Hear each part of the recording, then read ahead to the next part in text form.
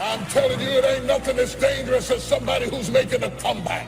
You haven't had a fight till you get in the ring with somebody who's making a comeback. You haven't been through hell till you run up and punch somebody who ain't got nothing to lose. Slap somebody and say, nowhere to go but up. Already lost everything, already been through trouble, already been embarrassed, already been humiliated, already been talked about, already been laughed at, already been betrayed, already had my feelings hurt. Tell somebody, say, nowhere to go but up.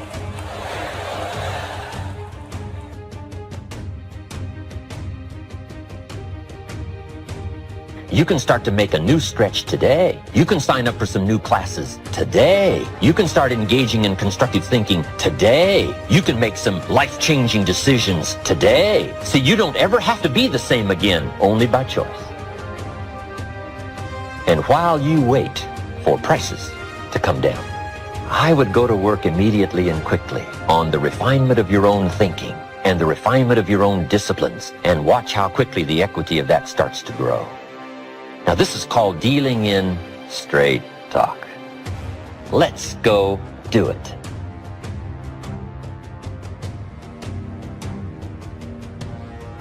What's the first thing they say when you get on an airplane before they take off? Fasten your seatbelt. Why? Because you will experience some turbulence before you reach a comfortable altitude. The only way to get unstuck is that you need something stronger, something greater, pulling the thing that is stuck. Because there's some people today that you're single and you feel like you're stuck. You feel like you're at a halt. You don't feel like you can progress in life. You don't have to be popular to be powerful.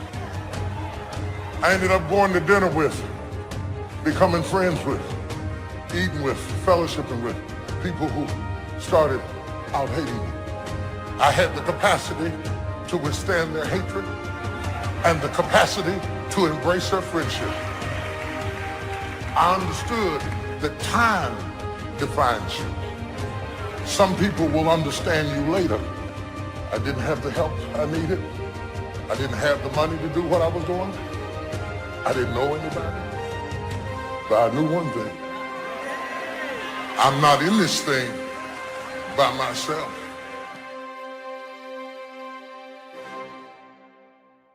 It's not about perfection, it's about progression. But some of you right now, you've got it in your mind. The only way I can progress is if I get a partner. Oh, but friend, you need something bigger than a partner to pull you out of this season where you feel like you're stuck. Guess what you need? You don't need a partner, you need a God-given purpose.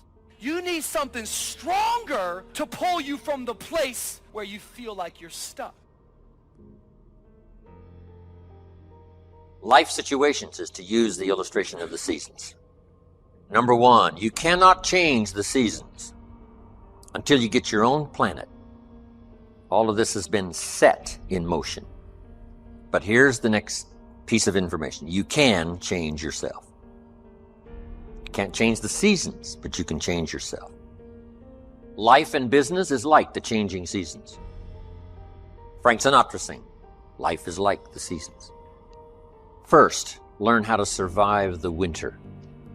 Speaking of life in its simplest aspect, the first key to learn in your life on the spinning planet is to learn how to survive.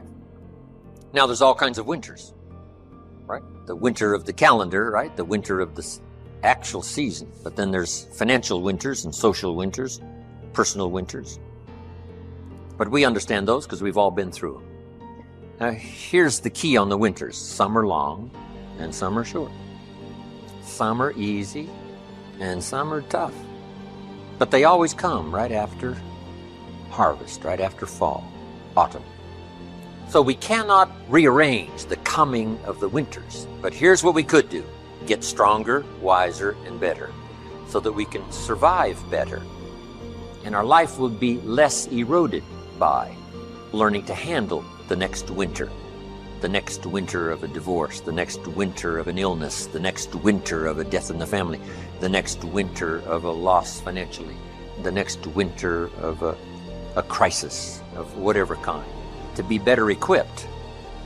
So here's the key: to learn the seasons so that you can approach it all in a very intelligent way. So you must think negative when it's positive. You must think winter when it's summer. Here's some of the best advice. It comes from classic tradition. A great story says, don't build your house on the sand in the summer. And I think we live in a world that doesn't know the difference between the public moments and the private moments. I think we're increasingly becoming, and this is just my old man rant, so please let me do it right now, because like I said, I'm a parent now, and I'm so scared for my kids who are growing up in a world where now they're growing up publicly. Everybody has their own broadcast journalism degree called Twitter. Everybody has a license to express their own opinion. And the phrase that got me is what his brother said. They want to convince him. They say, you got to get out of Galilee. This is too remote. This is not the right place for you to become a public figure. This is what I found out being a professional alone person. It's okay to be alone. I get over 1,000 messages every single day. And a lot of people write to me saying, Ralph, I just can't seem to find anybody I can get on with. And I don't like it. It's okay to be alone. The reason why a lot of people experience a lot of loneliness is because they are in resistance to being alone. Because being alone is frightening for the majority of the human race. You gotta be with yourself. You gotta go within. A lot of stuff is gonna come out. That's why a lot of us, we wanna always be with friends. But if you continue just to follow the crowd, you will only go as far as the crowd.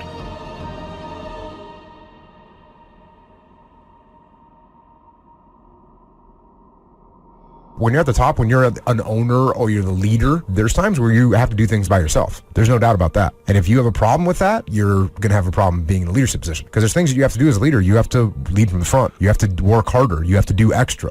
And if you're not, that's not good. And if you're working harder, there's going to be times when you're not with anyone else. And you have to be okay with that. That's what that expression means, it's lonely at the top. Meaning, like, you're at the top because you're willing to behave or be a certain way that other people either can't or won't, right? From that perspective, you're definitely lonely at the top. Yeah. There's no one that's going to sit there and do what I'm willing to do to be there. Like, where are you at? I don't know. Haven't seen you.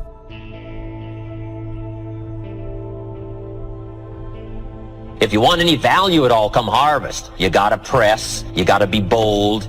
The high life is not for the timid and the shy. Some people mistake timidity for humility. Humility is a virtue. Timidity is a disease. Humility is almost godlike word.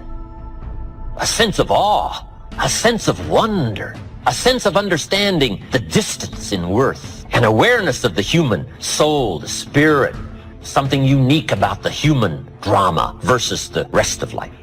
A grasp of the distance between us and the stars, and yet having the feeling that we're part of the stars.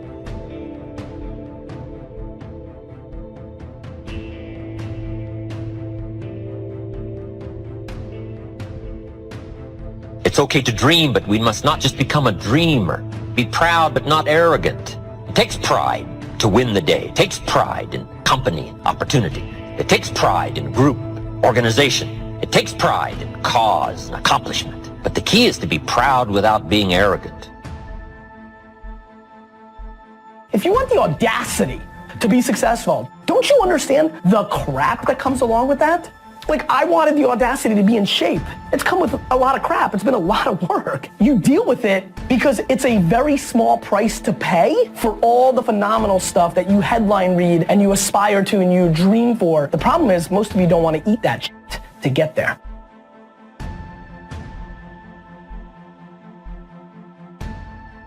Analyze where you are. Go into your store. What's in here? What's old? What's decaying? What stinks? Okay, what's that over there? Negative attitude. Gotta get rid of that one.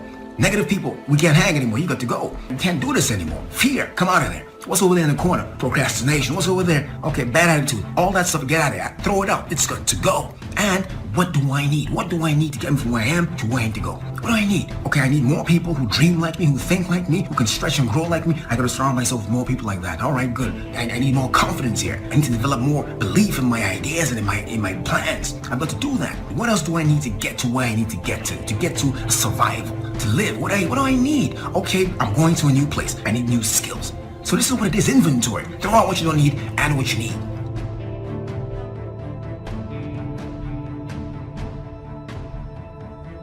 You must not be faked out when it's nice. You must think storm in the summer and not get faked out.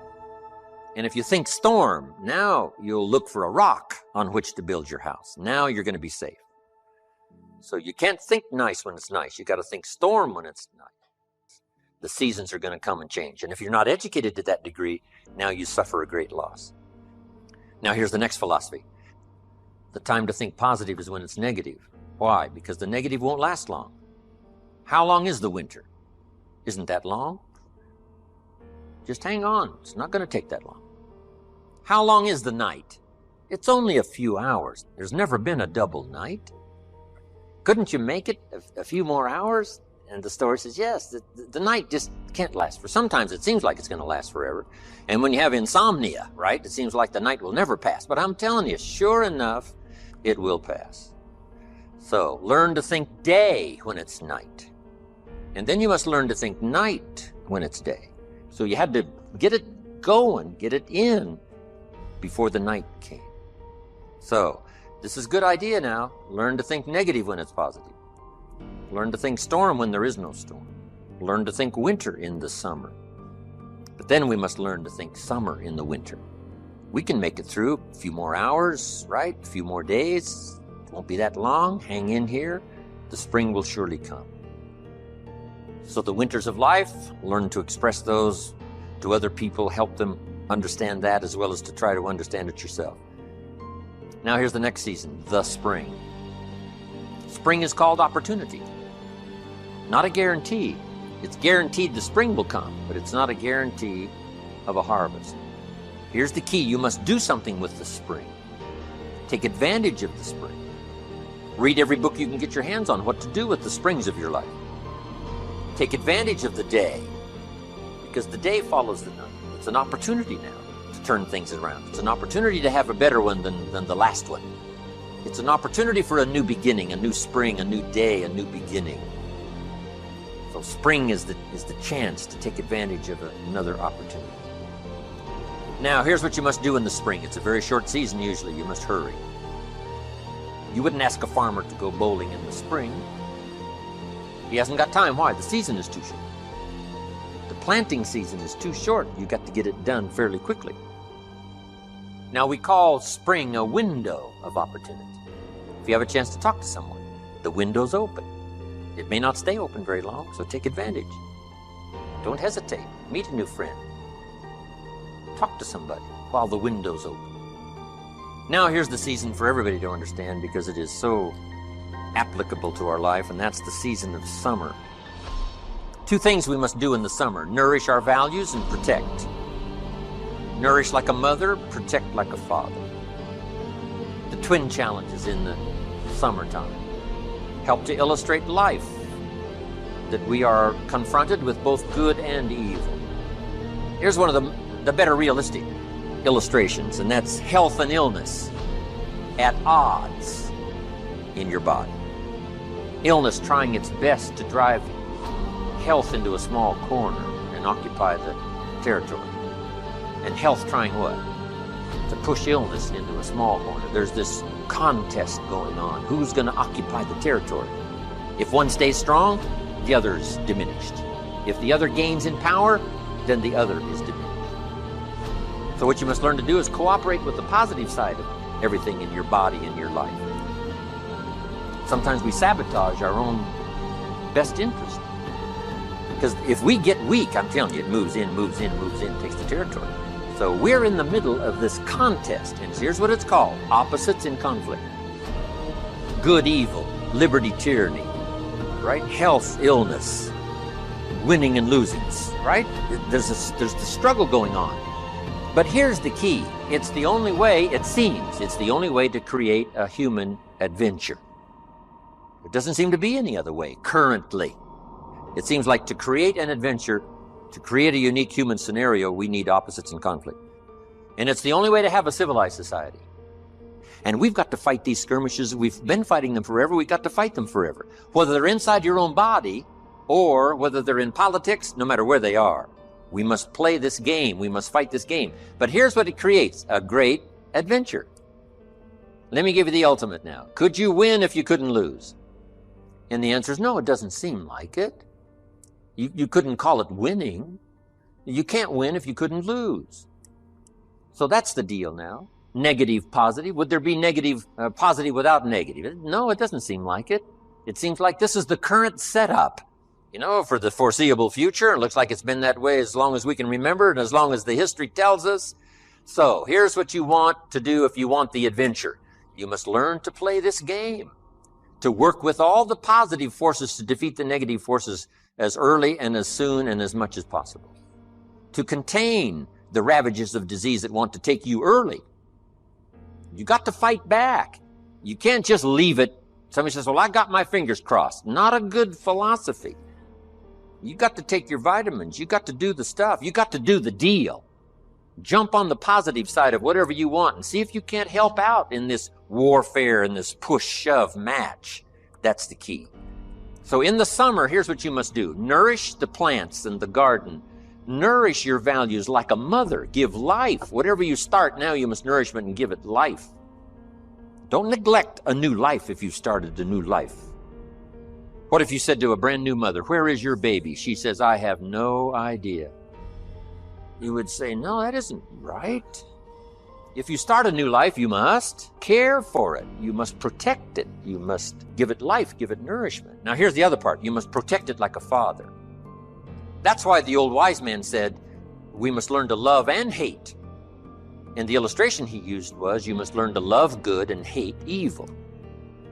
To deal with the weeds in your garden, you got to hate weeds. You got to hate them enough to what? Kill them. You can't say, well, poor weeds. Say, no, this ain't the deal, poor weeds. So, learn the good evil. Now, here's the greatest battle in the mind. Here's what you must not become in the summer in your mind. A victim of yourself.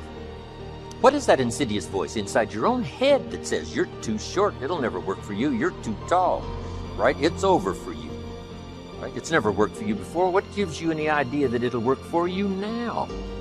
You've never been able to rise up and take charge of your life. What makes you think you can do it now?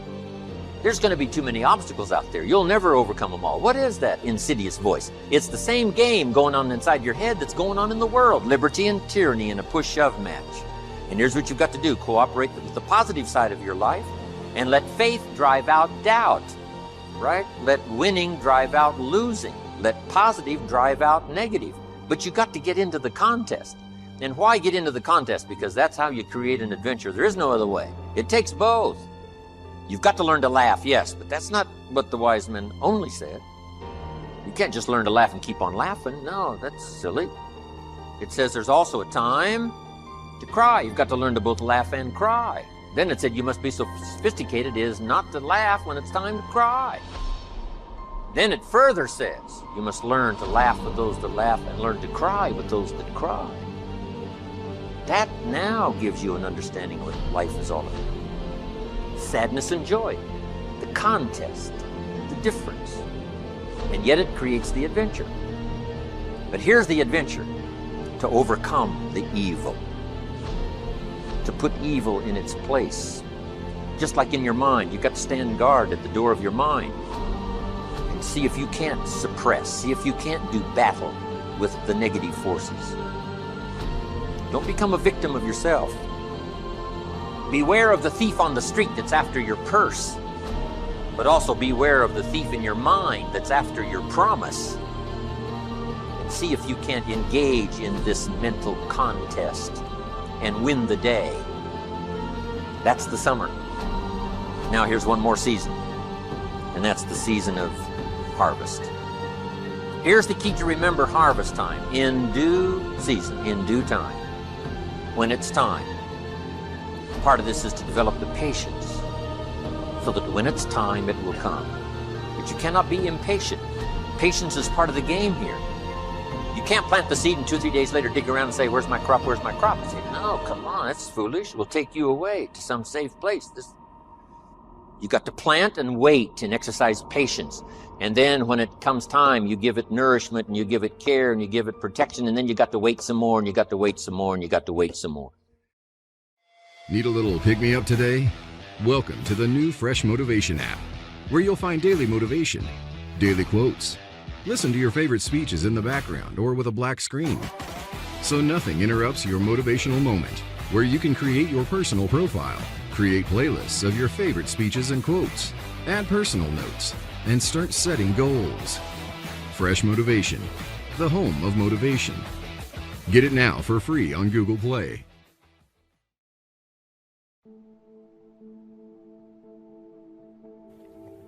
Misery loves company, but people go so far. When you're miserable and you're a negative person, you go very far to create misery and negativity in other people's lives. So I've learned to laugh. Some of it doesn't feel good to receive it, but I've learned to laugh at it because you understand that people have a job to do. Haters, being a hater is a full-time job. Being a miserable person who has a job to create misery for other people's lives is a full-time job. I mean, who wants to be unemployed? There are some folks in it that will just hate you because God likes you. You don't have to do anything to them. You don't have to mess up anything. You don't have to start a fight. They don't even have to know you. Most of my haters have never met me. I couldn't have done nothing to you because I don't even know you. How you gonna hate me and you don't even know me? Give me a chance to earn your hate. I just want to talk to you about haters for a second, because we all got them. Everybody got haters. I didn't even know I had these many haters. Till I go on the internet, there they are. They just waiting on me. They don't even know me. They don't know you. They just be saying stuff. You don't even know where it come from. That's why we have good and we have evil. And at the same time, what I have an appreciation about is if you're online or if you run into somebody and they just so happens to be a hater and they end up saying something to you that will actually change your life and make you a better person. You may not like the way they're saying it, but if they're saying something that's the truth that could actually impact you and make a difference, then you're supposed to remain a student of life, to learn, even if what you're learning is coming from a hater. Take the lesson from it, grow, mature, understand it, process, and then make the adjustments, and then you keep it moving. Understand that haters have a job to do. Process it, understand it. It balances our world. A leader must have, Napoleon said, a mastery of the details. All can be lost with just a couple of missing details. On the trip to the moon, everything has to work. There's several thousand moving parts. There's several thousand pieces to the project of getting to the moon and coming back, and all of them have to work. And then there's the backup systems for something if something goes wrong to back it up. That kind of mastery of detail is so vitally important. The drama is in the details. Master the details. Good advice, Napoleon Hill. Willingness to assume full responsibility. What happened to me might not have been my responsibility, but what I do about it is my full responsibility.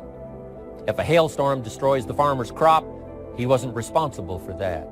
But his responsibility now begins when the hailstorm is over, when he asks the question of himself, what should I do now?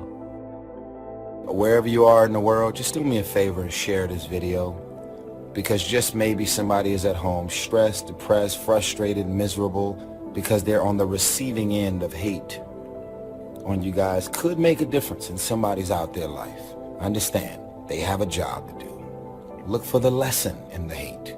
Learn from it, grow from it, mature from it, process it, and then you keep it moving.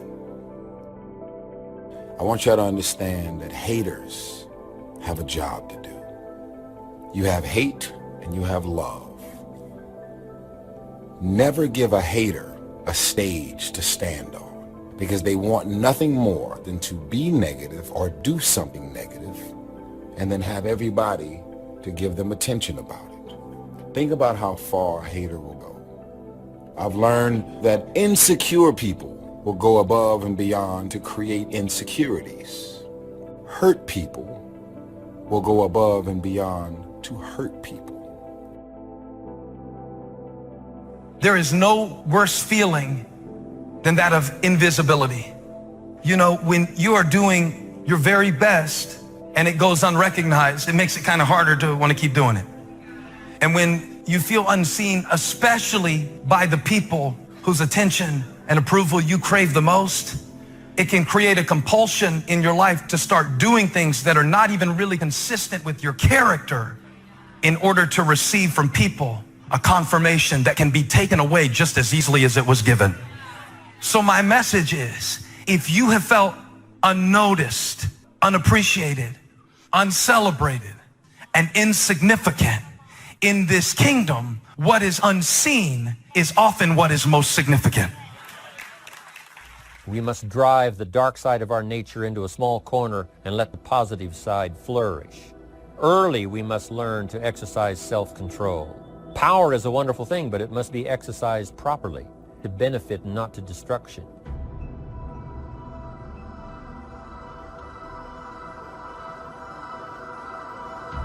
So self-control is certainly necessary to be a strong leader, so that you can become the best example. The example of having your temper well managed, having that dark side of your nature under control. The best example of choosing wise words and not being careless, that kind of control. Control of your desires so that they fit into the positive side of life and not the negative side. Self-control, very important. When you decide, I have had enough, a leader is about to be born. Toleration is the graveyard of leaders.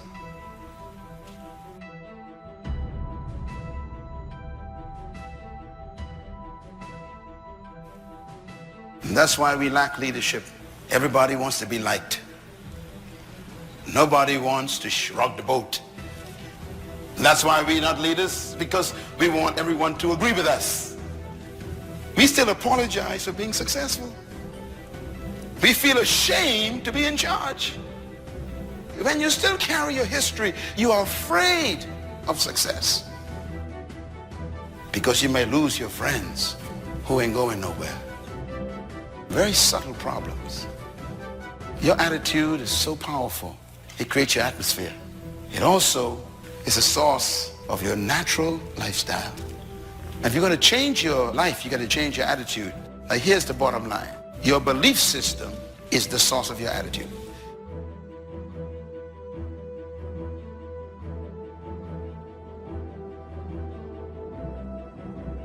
I want to say how much I appreciate you, because you hated me on a level that I didn't even know I was on.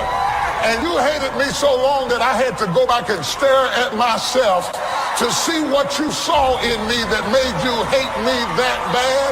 And I started discovering who I was because you changed my perception.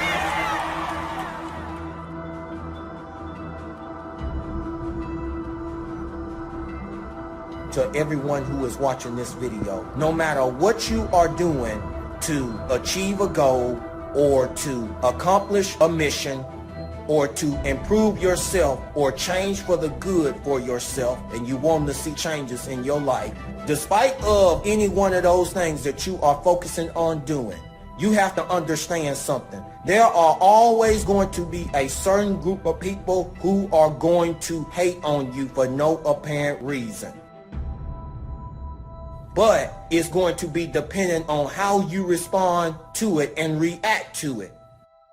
You can either react by allowing the negative words of those haters based on what they have said consume you, and to let it rule over you and allow the voices of those negative words to get into you, and then to the point of defeation that you cannot do it. Or You can ignore and don't be bothered with it, and then stay focused on what you are doing. Have a plan to improvise and then adapt and then overcome in order to accomplish whatever that you are focused on for the good for yourself. If we talk about getting set free from sin and shame, we need to get set free from people.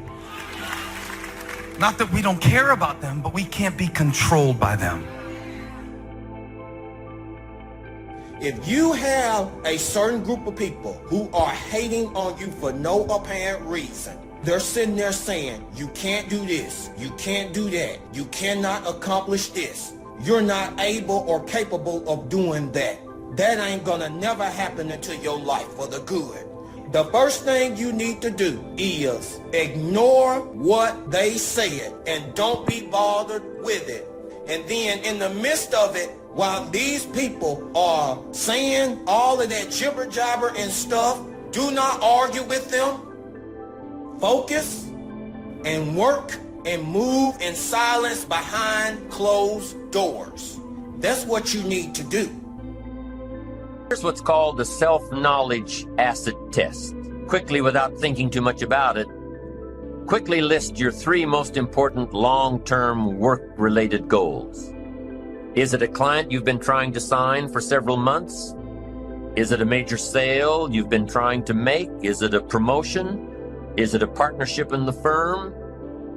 Quickly list your 3 most important long-term work-related goals.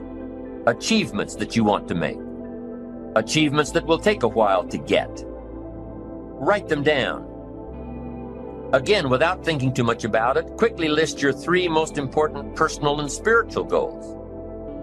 Things that will make a difference in your personal life. Is it going to church more often than holidays? Grasping all you can from the Sunday sermon? Is it spending more quality time with your kids? Is it turning the TV off during the dinner hour and actually talking about the important things in life with your family? Is it making more dates with your spouse? Is it planning a much-needed family vacation? What is it? What are the important goals in your personal and spiritual life?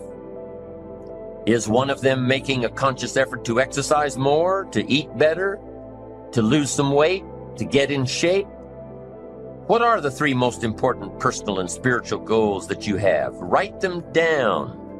Doesn't matter what they are, just write them down. Now, take some time to really visualize what the achievement of these goals would look like. What does your future hold for you if you landed that big client? What does your future look like if you got that promotion? If you spent more time with your family? If you planned more outings with your spouse? What does your future look like? Really spend some time on this now. It's important stuff. What does it all look like? Ask yourself, is this really my goal? Is this truly what I want? Is it a positive goal? Is it important enough to me to become what it takes to reach this goal? Is it mine? Is it worth it?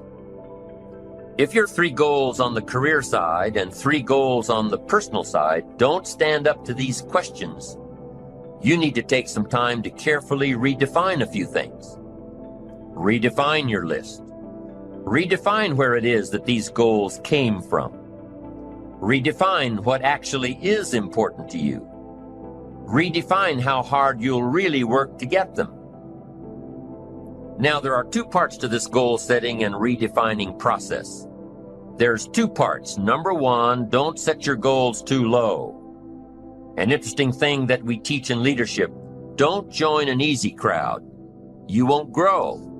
Go where the expectations are high. Go where the demands are high. Go where the pressure is on to perform, to grow, to change, to develop, to read, to study, to develop skills. Now here's the second part on setting goals. Number 1 is don't set your goals too low. Number 2 is don't compromise. Don't sell out. There were some things I went for back in those early years that I paid too big a price for. If I'd known back then how much it was going to cost me, I never would have gone for them. But I didn't know. Don't sell out. An ancient phrase says, count the cost. Count the cost. If it won't make you happy to get it, if you become less in your pursuit of getting it, if it's not worth the life you'll lead after you get it, it's not worth it. Now let's talk a little more about self-preparation. Self-preparation has two benefits. The first benefit of self-preparation is that it moves you toward your goal. You've already got it in mind. You know where you want to go. You're getting ready for it. You're doing all the things you're supposed to do. And by getting ready to achieve your goals, you're moving closer to your goals. That's how it works. The second major benefit to self-preparation is that it refuels your ambition. Your activity refuels your ambition. The things that you are doing today are getting you ready for tomorrow. It's exciting. You know that you're getting closer every day.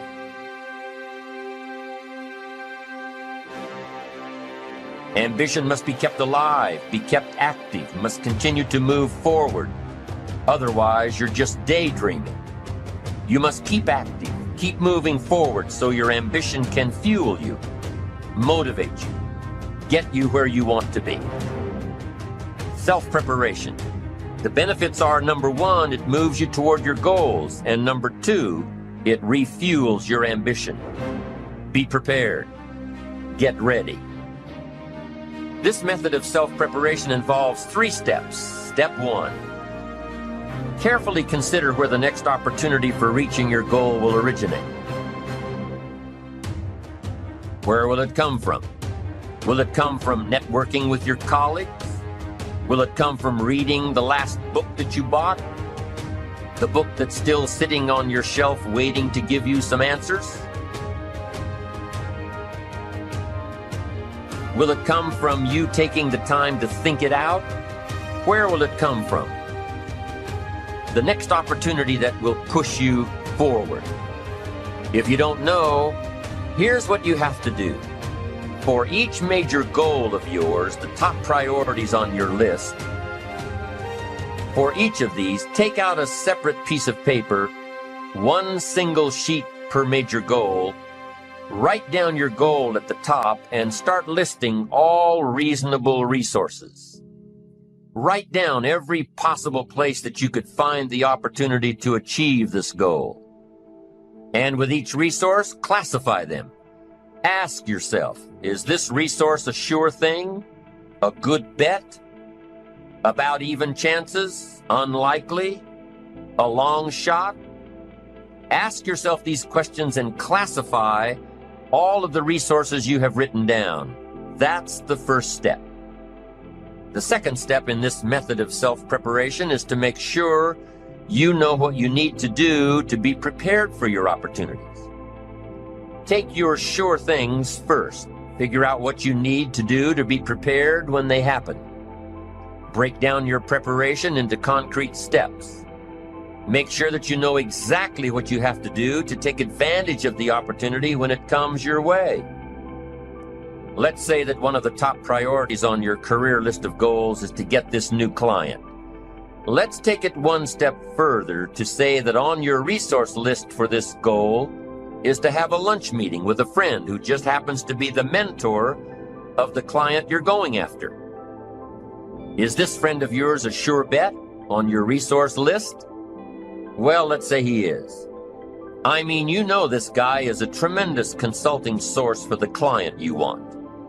The client you want really listens to the opinions and advice of your friend. So you're getting ready to have lunch with your friend. What do? You've got to make sure that you're up on all the knowledge and the industry data that will impress your friend. Make him realize that he knows someone who could benefit from your knowledge and your vitality and your spirit and your experience. Impress him. Impress him so much that he goes back to his friend, the client you're after, and tells this prospective client of yours that he needs to do business with you. Be prepared. Go through your entire list of goals and resources and classify them. Break each resource into concrete steps of preparation. Start by working on the sure bets first, and then move down the line. The long shots will come through every so often, but start with the resources that will serve you best now. Get ready for the opportunities before they come your way. Step 3 in the self-preparation method is to do all you can to make each opportunity more likely to happen. After you've determined what you have to do to get ready to be prepared, after you've determined this, see what you can do to expedite the process. What can you do to increase the likelihood of this opportunity? Go over it and over it and over it. Use these 3 methods again and again as you assess where you are now and where you have to go next to keep moving toward the achievements that are most important to you. Step 1, consider your resources. Step 2, determine what you have to do to get ready. Step 3, expedite the opportunities. And by the way, this method of self-preparation works wherever you are in your journey, whether you're close to your goals or whether you're just starting your journey of self-direction. This method works. Have working knowledge to draw from. Continually work on yourself in preparation of where you want to be. Build a reservoir of thoughts and ideas and philosophies and experiences that are your own. Build, grow, change, get ready, be prepared. Be prepared for a life worth living. Now here are the 4 ifs that make life worthwhile. Number 1, life is worthwhile if you learn. Nothing worse than being stupid. Life is worthwhile if you learn. Learn from your personal experiences. Learn from other people's experiences. Second, life is worthwhile if you try. Now you've got to take what you've learned and see if you can try your hand at it. Someone says, well, you can't try, you have to do. No, you have to try. I put the bar up 2 feet and ask the kids who can jump 2 feet. I can, some say. I can't, some say. I don't know, some say. How are you going to know? You don't. You've just got to try. Just back off and run at it. How are you going to know if you don't try? Now, what if you knock the bar down? Does that mean you can't jump 2 feet? No. You have to what? Try it again. Of course, you have to try. Try it another way, but try. Try your hand at it. When the record book on you is finished, let it show your wins and your losses, but don't let the record book show that you didn't try. Next, life is worthwhile if you stay. You've got to learn to stay. Now, you don't have to stay forever. Just stay till you see it through. A guy builds a foundation and then he wanders off somewhere and builds another foundation. He's got these foundations scattered all across the country. I mean, no walls, no roofs, just a bunch of foundations. Not a good reputation. Stay. You don't have to stay forever. Just stay to finish something. Don't fall into the trap of less than refined sophistication. Stay till it's over. Need a little pick-me-up today? Welcome to the new Fresh Motivation app, where you'll find daily motivation, daily quotes. Listen to your favorite speeches in the background or with a black screen, so nothing interrupts your motivational moment, where you can create your personal profile, create playlists of your favorite speeches and quotes, add personal notes, and start setting goals. Fresh Motivation, the home of motivation. Get it now for free on Google Play.